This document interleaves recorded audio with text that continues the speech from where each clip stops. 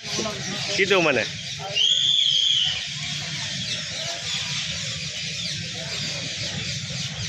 આજરોજ સુરેન્દ્રનગર જિલ્લાના થાનગઢમાં પોલીસની મોટી સફળતા. ફરાર 2 આરોપીઓ ઝડપાયા. આઝાદ ચોકમાં જાહેર સરઘસ કાઢવામાં આવ્યું. થાનગઢ પોલીસ દ્વારા વાહન ચેકિંગ દરમિયાન પોલીસને થાપ આપી ફરાર થયેલ 2 આરોપીઓને બાતમીના આધારે ખારાના ફાટક પાસેથી ઝડપી લેવામાં આવ્યા છે.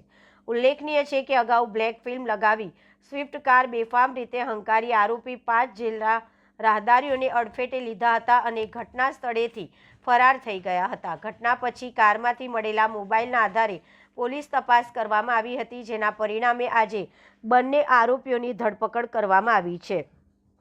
મુખ્ય આરોપી વિજયભાઈ ખાચર સામે પ્રોહિબિશન સહિતના અનેક ગુનાઓનો ઇતિહાસ હોવાનું જાણવા મળેલ છે. પોલીસ દ્વારા બંને આરોપીઓનું આઝાદ ચોકમાં જાહેરમાં સરઘસ કાઢી કાયદાનો કડક સંદેશ આપવામાં આવ્યો હતો. પ્રતિનિધિ જડુ વિજયભાઈ, થાનગઢ.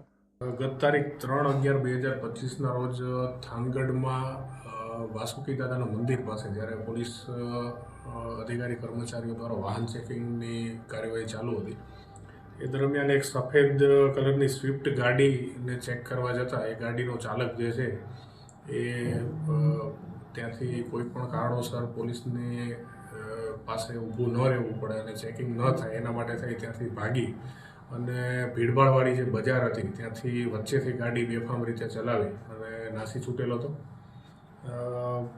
આ જે આરોપી જે છે એને પકડવાના સતત પ્રયત્ન ચાલુ હતા. અલગ અલગ જગ્યાએ પોલીસે ઘણી બધી જગ્યાએ ગામોમાં એમના ગાડીના નંબર ઉપરથી જે પણ આરોપીની તપાસ જે થયેલી હતી અથવા એમના ગાડીની અંદરથી એક ફોન જે મળેલો હતો એમાંથી જે તપાસ થયેલી હતી એના આધારે સતત એમની પાછળ પોલીસ લાગેલી હતી.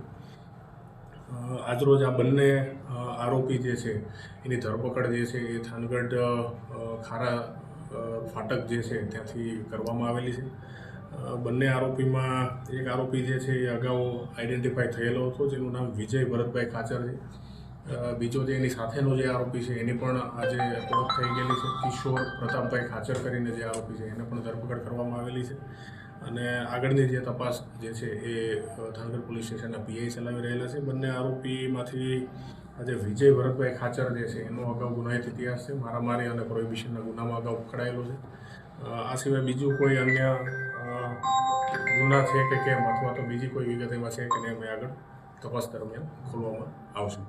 હાય, હું છું ક્રુઝિન સિંઘાનિયા. આપની આસપાસના સત્ય સમાચાર જાણવા માટે જોતા રહો દીવ મિરર ન્યૂઝ અને હા, લાઈક અને સબસ્ક્રાઇબ કરવાનું ભૂલતા નહીં. Thank you.